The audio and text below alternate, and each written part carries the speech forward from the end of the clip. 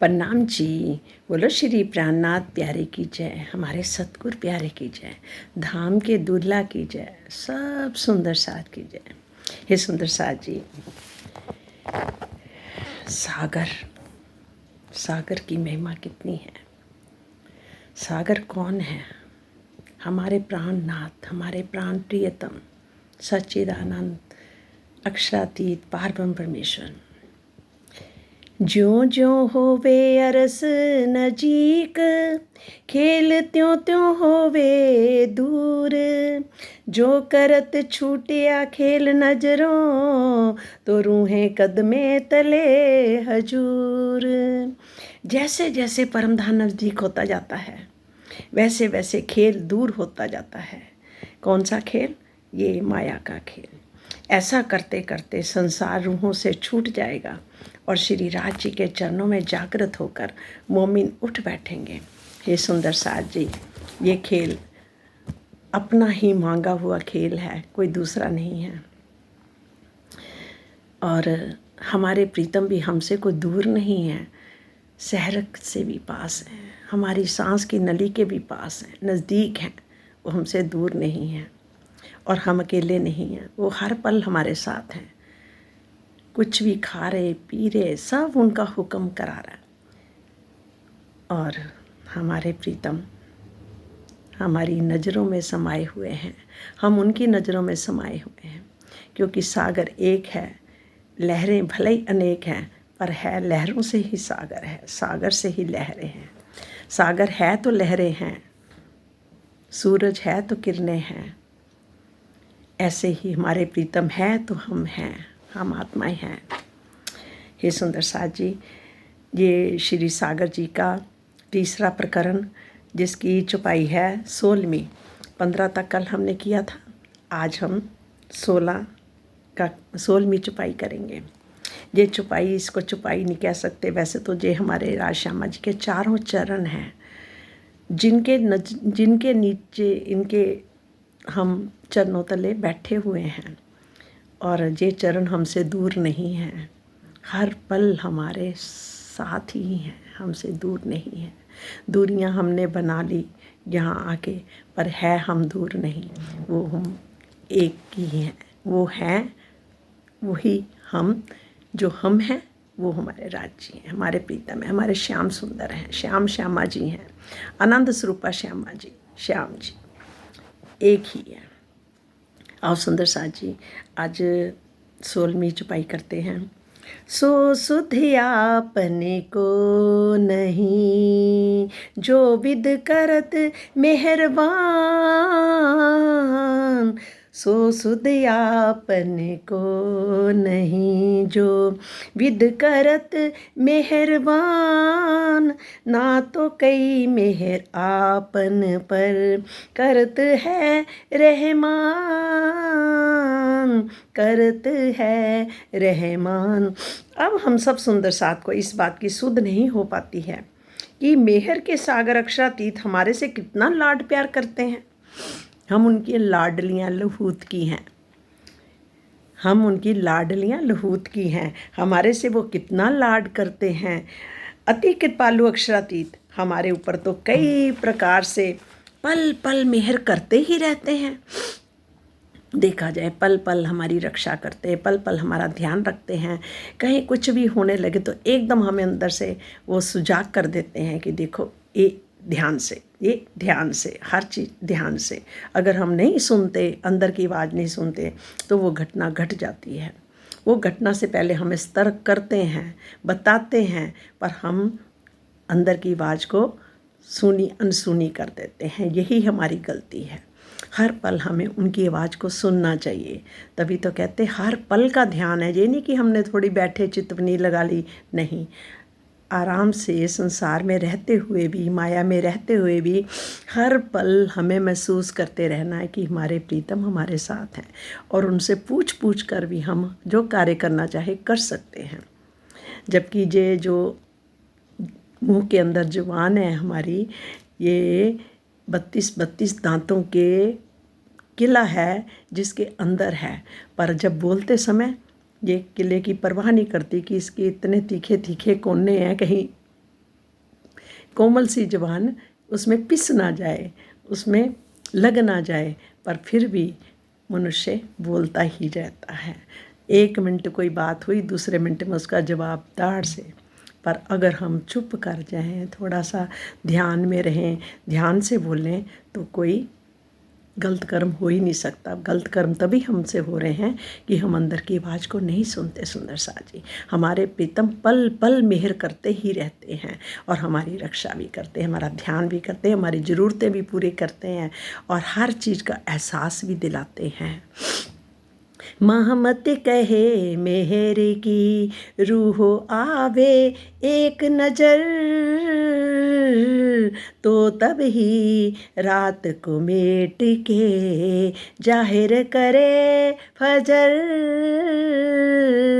जाहिर करे फजर।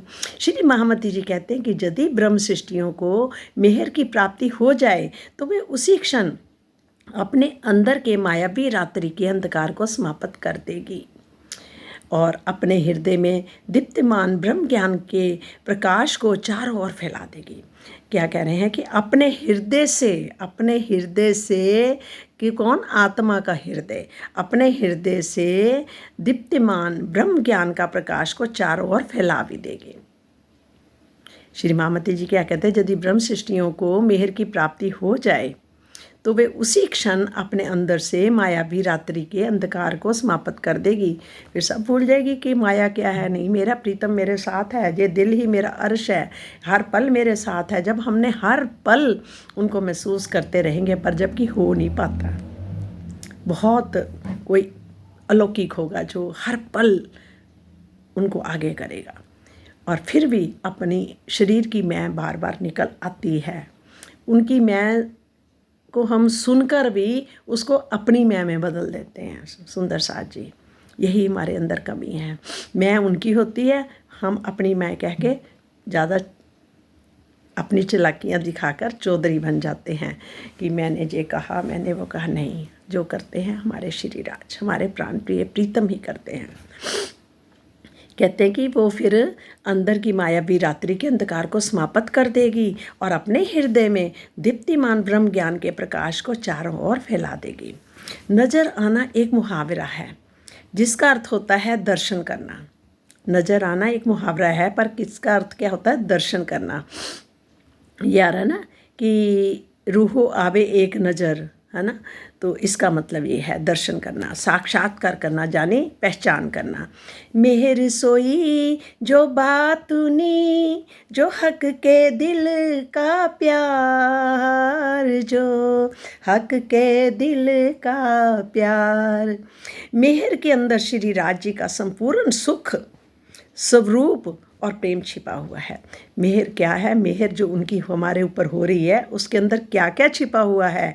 मेहर के अंदर हमारे श्यामा जी का संपूर्ण सुख, स्वरूप और प्रेम छिपा हुआ है। उनका स्वरूप भी और प्रेम भी छिपा हुआ है और संपूर्ण उनका सुख भी, जो 25 पक्षों का सारा सुख है, परम धाम के सुख। हृदय में धनी का प्रेम आते ही, हमारे हृदय में जब धनी का प्रेम आ जाता है तो जुगल स्वरूप धाम हृदय में विराजमान हो जाते हैं। तो उस टाइम कौन होते हैं? वैसे तो वो ये नहीं कि उस टाइम विराजमान होते हैं, विराजमान तो कहते बचपन से लेके बुढ़ापे तक हमारे साथ हैं, आत्माओं के साथ हैं। और जुगल स्वरूप धाम हृदय में कहते विराजमान हो जाते हैं, उनका स्वरूप विराजमान हो जाता है। इसी ही मेहर की एक नज़र आ जाना कहते हैं। जब हमें ये ज्ञान मिल जाता है, जब हमें महसूस होने लगता है, जबकि हमें ये पता लग जाता है कि हम परम धाम की ही ब्रह्म सृष्टियाँ हैं और हम वहीं बैठे, हमारे मूल तन वहीं हैं, हमारी आत्मा जानी हमारी जो दृष्टि है, यानी सुरता है, वो जहाँ जीव के ऊपर आकर बैठी हुई है। तो इसे ही कहते हैं कि विराजमान हो जाते हैं, तो इसे ही मेहर की एक नज़र आ जाना कहते हैं। इस अवस्था की प्राप्ति हो जाने पर हृदय में प्रीतम के ज्ञान, प्रेम और आनंद का प्रकाश छा जाता है और मायावी अंधकार के नामों निशान भी नहीं रहता। फिर वो मायावी अंधकार के नामों का जो अलग अलग तरह के नाम, विभिन्न तरह के, सब खत्म हो जाते हैं। अंधकार के जो इस मायावी नाम हैं उनका नामो निशान भी नहीं रहता। फिर अब आया सागर तीसरा, एक दिली रूहन की। इसमें क्या आता है, ये आ रहा प्रकरण 4, इसमें एक दिली रूहन की है। अब इसमें थोड़ा सा हम पहले पढ़ते हैं, जो स्वामी जी ने बड़े अच्छे ढंग से हमें समझा रखा है, उसको हम पिया जी की मेहर से पढ़ते हैं। अक्षरातीत के दिल श्यामा जी हैं। अक्षरातीत का दिल क्या है? श्यामा जी। और श्यामा जी के दिल के सब रूप कौन हैं? ब्रह्म सृष्टियाँ हैं। हम सब ब्रह्म सृष्टियाँ हैं, दिल के स्वरूप उनके। और इस प्रकार श्री राज श्यामा जी और ब्रह्म सृष्टियाँ एक वाहिदत के अंदर हैं। क्या है? हम एक वाहिदत के अंदर हैं, अलग अलग नहीं हैं, वाहिदत के अंदर हैं। इससे एक दिली को तीसरा सागर कहते हैं। इस एक दिली मतलब कि जो एक के मन में आती बात वो सबके मनों में आती है, सबके दिल में बात आ जाती है। एक दिली है जहाँ का संसार में क्या है? ब्रह्म का। एक घर के अंदर 10 लोग भी हैं, सबका अलग अलग स्वभाव, अलग अलग उनके विचार, अलग अलग, सारे ब्रह्म ही ब्रह्म हैं। एक दूसरे की बात को काटना, एक दूसरे की बात को अच्छा कहना, ये सब इस संसार में है। पर परम धाम में हमारे पिया जी के घर के अंदर कोई भी बात अलग अलग नहीं किसी में आएगी। जो राज्य अपने दिल में लेंगे वो सबके दिलों में आ जाएगी। एक दिली, एक ही स्वरूप, सबके स्वरूप भी एक जैसे हैं और सबकी वेशभूषा सब कुछ एक को एक। जो राज्य अपने दिल में लेते हैं वही सबके दिल में आती है, वही वेशभूषा भी होती है, वही खान पीन भी होता है, वही सब कुछ होता है। वहाँ का इश्क, प्रेम, आनंद सब एक है, एक दिली है। और कहते हैं कि पूरन पांचों इंद्रिय स्वरूपे, एक एक में 5 पूरन, एक एक में 5 पूरन। अर्थात परम धाम में एक एक इंद्रियों में शेष सभी इंद्रियों के गुण भी विद्यमान रहते हैं। एक इंद्री जो आँख भी सारे काम कर सकती है, कान भी सब कार्य कर सकती है, मतलब कि जैसे टेस्ट करना, देखना, हर चीज़ महसूस कर सकती है हर इंद्री। और यद्यपि आँख का सामान्य गुण देखना है, पर फिर भी वह सुनने, सूंघने, स्पर्श करने तथा रस लेने का कार्य भी करती है। इसी संसार में भी सर्प अपनी आँखों से सुनने का कार्य करता है, जिसके कारण उसे चक्षु श्रवा कहते हैं। अपने रसानंद सागर ग्रंथ में परमहंस महाराज जी श्री जुगलदास जी ने कहा, कौन से? पर रसानंद सागर में जुगलदास जी ने क्या कहा कि परम धाम में एक फल में भी सभी अनंत फलों का स्वाद छिपा होता है। अगर हमें एक फल खा रहे हैं तो हमें अचानक हमारा दूसरा फल खाने का मन कर गया तो उस फल में भी वो वाला स्वाद आएगा। कहते फलों का स्वाद छिपा हुआ है। इस प्रकार यही कहा जा सकता है कि एक ही फल, आम या अमरूद में, उन सभी फलों का रस छिपा हुआ है जो परम धाम में विद्यमान है। उपरोक्त कथनों से यही निष्कर्ष निकलता है कि परम धाम के प्रत्येक सागर में शेष सभी सागर समाहित होने चाहिए। और परम धाम के प्रत्येक सागर में शेष सभी सागर भी समाहित होने चाहिए। और क्योंकि परम धाम स्वयं में परिपूर्ण है और उसमें कहीं भी किसी प्रकार की न्यूनता नहीं है, न्यूनता नहीं है, ना कोई पुराना होगा ना कोई नया होगा। और अगर एक सागर भी है तो बाकी सागरों का भी रस उसमें होगा, उसमें वो अनुभूतियाँ वहाँ भी होंगी जैसा हम सोचेंगे। पूरब में श्री राज्य के नूरमय स्वरूप में सभी सागरों का समावेश माना गया है। कहते राज्य का जो नूरमय स्वरूप है ना, उसमें सारे सागरों का समावेश कहा गया है, सारे सागर उनके अंदर ही समाये हुए हैं। इसी प्रकार सर्वरस सागर में भी सभी सागरों का समावेश माना जाता है। जैसे राज्य के स्वरूप में, नूरमय स्वरूप में सभी सागरों का समावेश है, उसी तरह से और जो सर्वरस सागर है उसमें भी सारे सागरों का समावेश है। जब श्री राज्य के दिल में, जहाँ स्वरूप में भी सभी सागर हैं, क्या कह रहे हैं कि जब श्री राज्य के दिल में सभी मतलब कि स्वरूप में सभी सागर हैं, तो धामधनी ब्रह्म सृष्टियाँ परात्म के दिल में विराजमान हैं और सभी सागर हैं। और धामधनी ब्रह्म सृष्टियाँ जो हैं वो परात्म के दिल में विराजमान हैं। और धामधनी ब्रह्म सृष्टियों परात्म के दिल में विराजमान है। मतलब वहाँ परात्म जो हमारा है उनके दिल में भी वो विराजमान है। जो दूसरे सागर में सभी सागरों का समावेश माना जा सकता है, जो दूसरा सागर है उसमें भी सभी सागरों का समावेश माना जाता है कि उसमें भी वो सारे सागर समाये हुए हैं।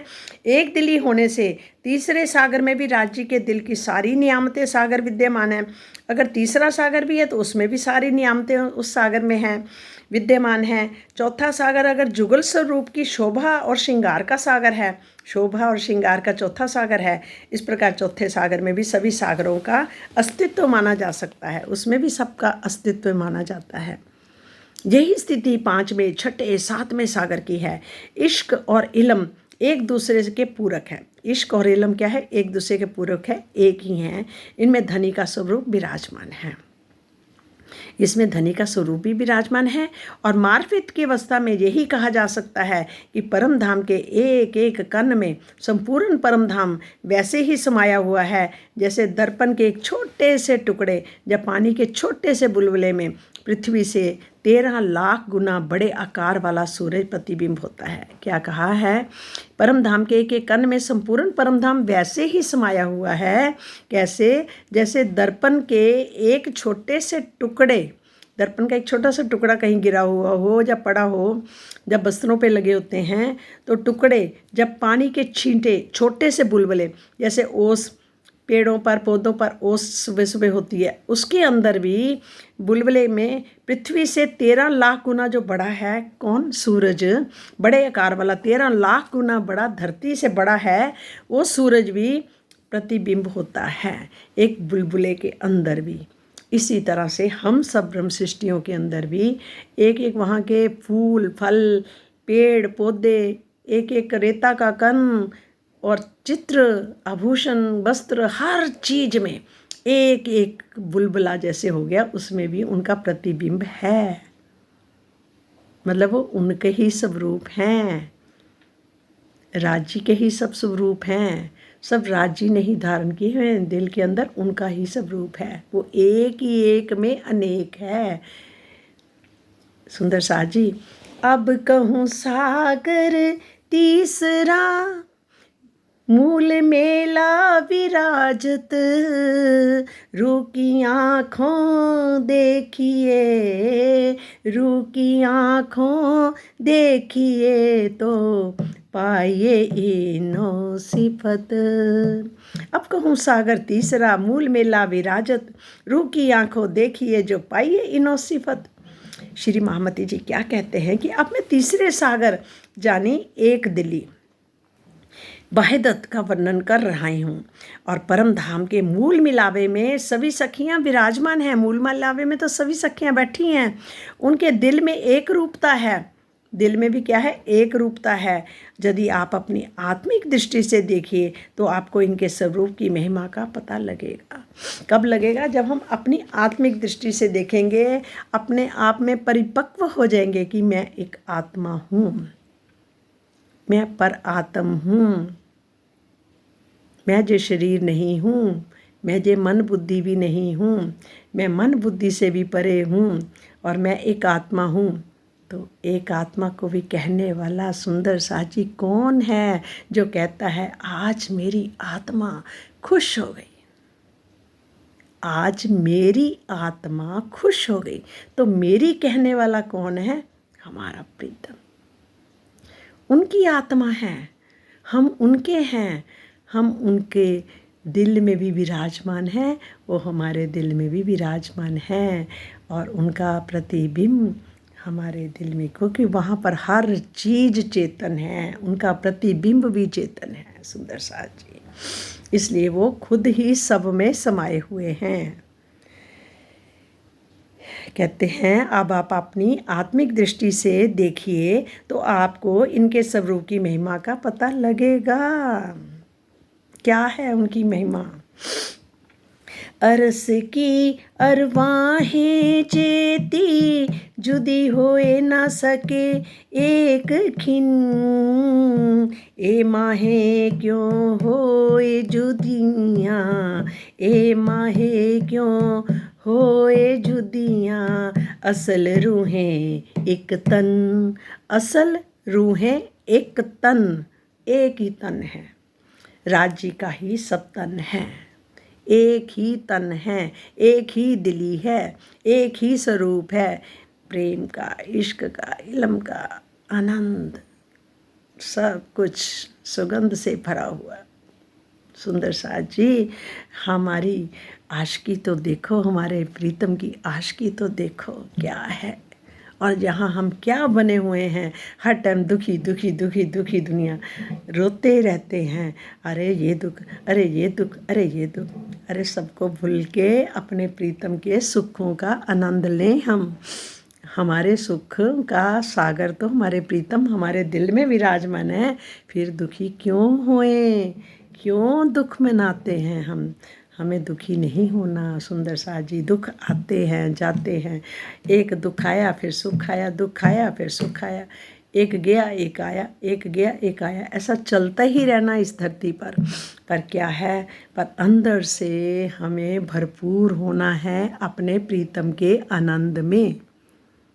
आओ सुंदर साथ जी, हम सब एक दिली होकर एक हो जाएं, अनेक नहीं।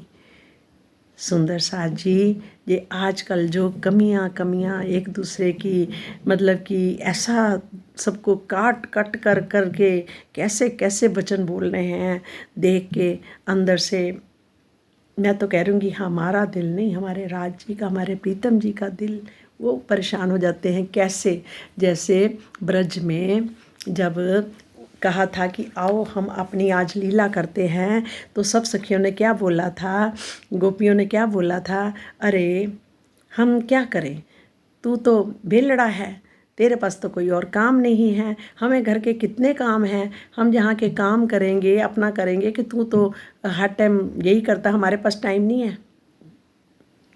तो क्या हो गया था, हमारे प्रीतम का क्या हाल हुआ था, उन्होंने कहते 52 दिन तक बंसरी, 11 वर्ष 52 दिन थे ना, 11 वर्ष कहा था, और 52 दिन तक उन्होंने बंसरी नहीं बजाई थी। और जब बंसरी उन्होंने बजाई, वो किसी को पता ही नहीं लगा वो बंसरी की आवाज़ कहाँ से आ रही है। ब्रह्मा जी ने सुनी, विष्णु जी ने सुनी, महेश ने सुनी, सब ने सुनी, पर किसी को पता नहीं लगा, क्योंकि वो जोग माया के अंदर हमारे प्रीतम ने बंसरी बजाई थी।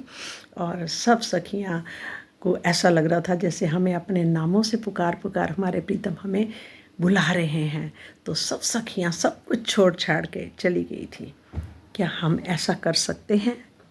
क्या हम इन माया के खेल को भुला के अपने प्रीतम की जो वाणी हमें पुकार पुकार कर कह रही है, क्या हम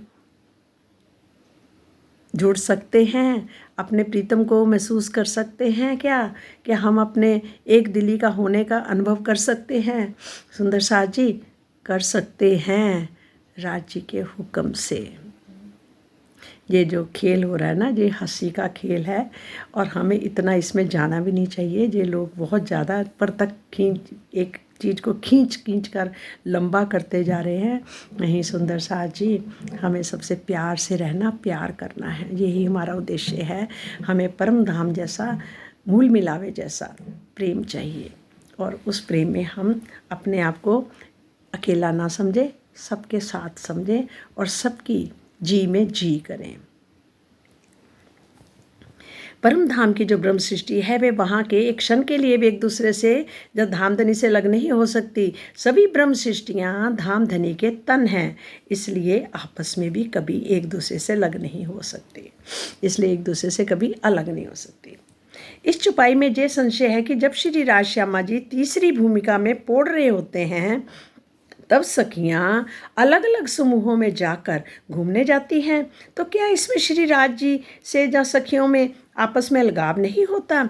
इसके समाधान में यही कहा जा सकता है कि बाहरी रूप से, लीला रूप से सभी एक दूसरे से जुड़े होते हैं, क्योंकि वाहिदत होने के कारण सभी का दिल एक ही है, सभी का दिल एक ही है। वहाँ पर अगर हम अपने आप को अकेला नहीं समझते, वहाँ अकेले होंगे भी तो अगर हम महसूस करेंगे हमारे पिया हमारे साथ है, तो वो उस टाइम हम उनके साथ होंगे, वो हर पल उनके साथ होते हैं, इधर उधर पे बैठे हैं और उनके साथ भी होते हैं। वो एक मिनट में प्रकट हो जाते हैं। उनके लिए क्या है, जितने मर्जी रूप बना ले, और क्योंकि सारे रूप ही उनके हैं, उनको महसूस करा देते हैं कि मैं तुम्हारे साथ हूँ। इस तरह से हमें यहाँ इस संसार में रह के भी यही महसूस करना, हमारे पिया हमारे साथ हैं, फिर डरने की क्या बात है। मैं घबराऊं क्यों, मेरे तो है श्री राज, मेरे जीवन की नैया चलाते हैं श्री राज। मैं घबराऊं क्यों, मेरे तो है श्री राज, हमारे तो श्री राज हैं। खैर तड़फ तड़फ के मैं तुझको पुकारूं, आजा कि आजा अब तो गले से लगा ले, डूबी ही रहती थी मैं प्यार में तेरे, आजा कि आजा अब तो गले से लगा ले। हमारे प्रीतम आओ अब अपने गले लगा लो, अब हमसे दूरियां बर्दाश्त नहीं होती। आओ प्रीतम आओ, हे सच्चिदानंद, हे नंद के सागर, हे धाम के दूल्हा, अब आप प्रकट हो जाओ। इस शरीर से जो काम आप लेना चाहते हैं वो लो, अपने स्वरूप की पहचान कराओ। हे धनी आओ, अब आपको प्रकट हो जाओ और आप ही आप रह जाओ, इस शरीर की मैं को ख़त्म कर डालो। हे मेरे धनी, हे मेरे प्रीतम, आप प्रकट हो जाओ। अब दूरियां मत बनाओ, बहुत दूर हो गए, दूरियां को ख़त्म कर दो। हे मेरे प्राणनाथ, हे सच्चिदानंद, हे आनंद के सागर, हे धाम के दूल्हा, अब आप प्रकट हो जाओ, अब आप प्रकट हो जाओ। इस भ्रम की लीला को ख़त्म करके अब आप प्रकट हो जाओ और इस शरीर से जो कुछ भी कार्य आप लेना चाहते हैं वो करवाओ। आनंद की लीला दिखाओ, प्रेम अपना दिखाओ, अपना इश्क दिखाओ, हम उसमें डूब जाएं, भूल जाएं कि इस संसार में हम आई हुई हैं और हम अपने आप को परम धाम के मूल मिलावे में ही अपने आप को बैठा हुआ देखें। और हमारी आंखें खुली तो हुई हैं, पर अब माया का खेल ना देखने की बजाय हम आपको देखें, अपने आप को देखें, हम आप में समा जाए। जैसे वहाँ बैठे बैठे हम आप में समाये हुए हैं, उसी तरह से यहाँ बैठे बैठे भी अब हम आप में समा जाएं और आप ही आप रह जाओ और हमारी मैं को चरणों के नीचे कुचल डालो। नित्य कर कर के हमारे शरीर की मैं को कुचल डालो।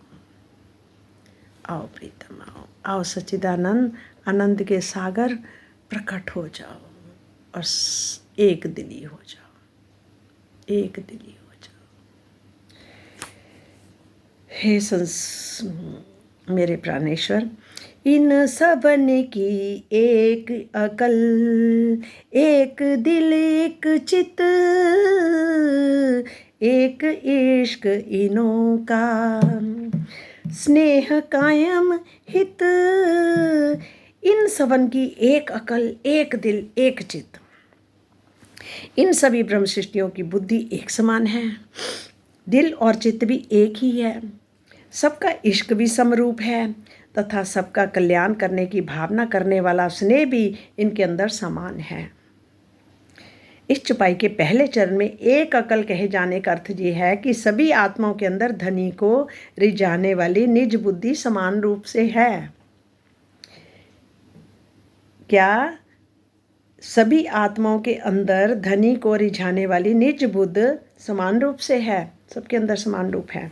इस संसार की तरह किसी में कम या अधिक नहीं है। यद्यपि दिल, अंतस्करण और हृदय सूक्ष्म एकार्थवाची हैं तथा मन, चित्त, बुद्धि एवं अहंकार भी इसके अंतर्गत ही हैं, किंतु यहाँ दिल का प्रयोग मन के भाव में किया गया है। यहाँ दिल का प्रयोग किस में किया गया? मन के भाव से किया गया है, यहाँ के मन के भाव से किया गया है। इनो दिल सागर तीसरा, एक सागर सबो दिल, देखो इनो दिल बैठ के, देखो इनो दिल बैठ के, किन विद बैठियाँ मिल, किन विद बैठियाँ मिल। हे साथ जी, इनके दिल में बैठकर देखिए तो आपको ये विदित होगा कि इनका दिल वहदत का अनंत सागर है, जिसे तीसरा सागर कहते हैं। कहते हैं कि इनके दिल में बैठकर देखिए तो आपको ये विदित होगा कि इनका दिल वहदत का अनंत सागर है, जिसे तीसरा सागर कहते हैं। इन सभी के दिल में वहदत का सागर लहरा रहा है। इन सब के दिल में कौन सा सागर लहरा रहा है? वहदत का सागर लहरा रहा है। उसी के कारण ये सभी एक स्वरूप होकर बैठी हुई हैं, उसी के कारण एक स्वरूप होकर वहाँ बैठी हुई हैं। दिल में बैठने का तात्पर्य है अपनी आत्मा के दिल का तार संबंध उस दिल परात्म का दिल से जोड़ना। क्या है? आत्मा का दिल की जो तार है, जो संबंध है, उसको परात्म के दिल के संबंध मतलब कि तार से जोड़ने का है। परात्म वहदत में है। परात्म कहाँ है? वहदत में, इसलिए परम धाम में है। इसलिए अपनी परात्म का भेद मिल जाने पर, जब हमें भेद पता लग गया कि हमारी परात्म का भेद क्या है, तो सभी की परात्म से अपना संबंध स्थापित हो जाता है। फिर सभी की परात्म से हमारा संबंध भी जुड़ जाता है।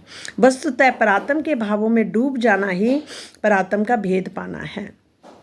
वस्तुतः क्या है कि परात्म के भावों में, परात्म के भावों में डूब जाना ही परात्म का भेद पाना है।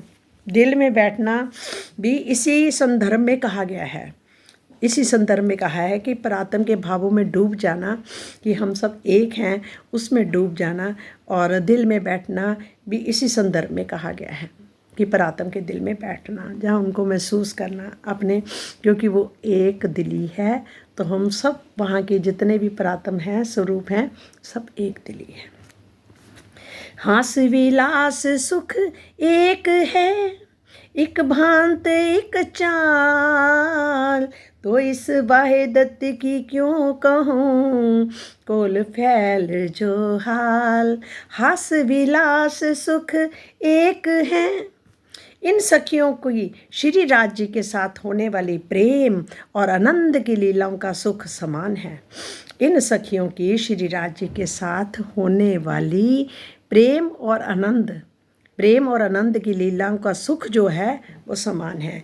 इन सखियों की श्री राज जी के साथ, हम सब सखियों की श्री राज जी के साथ जो लीला है वो एक ही है।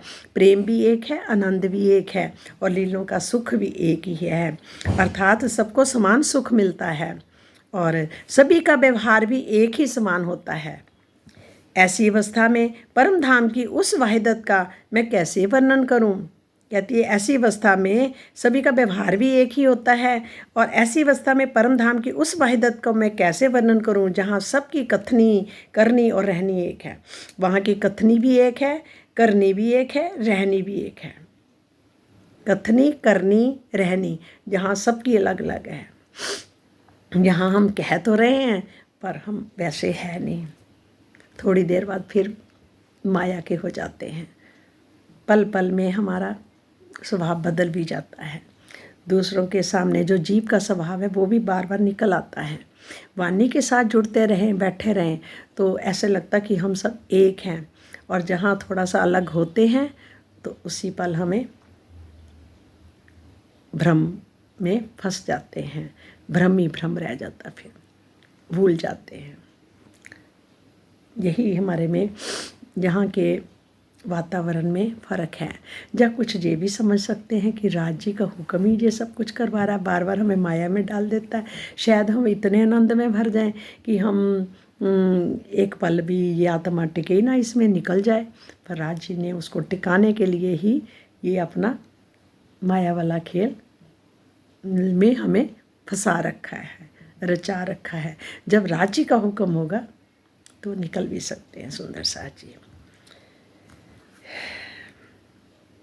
अब इतना ही करते हैं, बाकी कल देखेंगे। बहुत सुंदर है, बड़ा आनंद आ रहा है। आज हम 5वीं चौपाई तक ही हमने करा है, उसके बाद कल हम बाकी की चौपाइयाँ करेंगे सुंदर साज जी। और आनंद की लीला तो है ही है, प्रेम की लीला भी ये है ही है, क्योंकि हमारा सबका स्वरूप जो पर आत्म का स्वरूप है वो एक ही है। जो आत्मा के दिल में वो परात्म के दिल में है, और परात्म के दिल में हमारे राज्य हर चीज़ एक ही है। राज्य राज्य राज्य हमारे प्रीतम प्रीतम प्रीतम आनंद के सागर एक ही हैं, हम दो नहीं हैं। ये सुंदर साज जी, इस आनंद को पिएगा कोई कर्मा वाला, किस्मत वाला ही पिएगा। इसका आनंद भी किसी एक दिली वाले को ही आएगा, ना कि सबको आएगा। इस आनंद का अनुभव भी ब्रह्म सृष्टि ही ले सकती है। इस आनंद का अनुभव भी हमारी जो निस्बत है वो ही ले सकती है। प्रेम आनंद हमारे प्रीतम, वहाँ की सुगंध, वहाँ की खुशबू। हे धनी, अब ये बताओ कि वो दिन कब होगा जब हम आपके साथ जिन चीज़ों का हमने जहाँ अनुभव किया वो सब सुख हम कब लेंगे, कैसे हम आपको महसूस करेंगे। फिर हम छोड़ने की कभी कोशिश नहीं करेंगे, ना कभी बोल लेंगे, क्योंकि एक बार का कहा हुआ बहुत भुगत लिया, पता नहीं कितने जन्मों से क्या क्या भुगत रहे हैं। अब हमारे प्रीतम और हम एक हैं। बोलो श्री प्राणनाथ प्यारे की जय, बोलो मेरे सतगुरु प्यारे की जय, धाम की दुल्हनों की जय, परम धाम के सुखों की जय, परम धाम के आनंदों की जय। बाकी सुंदर साज जी, जब हम परम धाम के सुखों में जितना डूबेंगे उतने जहाँ के दुख हमें कम लगेंगे, महसूस नहीं होंगे, और फिर हम जितना वहाँ के सुखों को अनुभव करेंगे उतने हमारे अंदर वो आनंद, वो सुख आने शुरू हो जाएंगे, और धीरे धीरे जो जहाँ के रोग शोक सब खत्म होते जाएंगे, एक दिली में रहने लग जाएंगे और भ्रम को काट देंगे, राजी काटेंगे, मैं नहीं काट सकती। बोलो श्री प्राणनाथ प्यारे की जय, मेरे सतगुरु तेरी जय हो जय हो जय हो। इस शरीर से जो गलती हो जाए उसको माफ़ करना, बाकी सब हमारे प्रीतम का खेल है, और प्रीतम जो दिखाना चाहते दिखला रहे हैं, जो कहलवाना चाह रहे कहलवा रहे हैं, जो सुनाना चाह रहे सुना रहे हैं, वो सब हमारे प्रीतम का ही काम है। प्रणाम जी।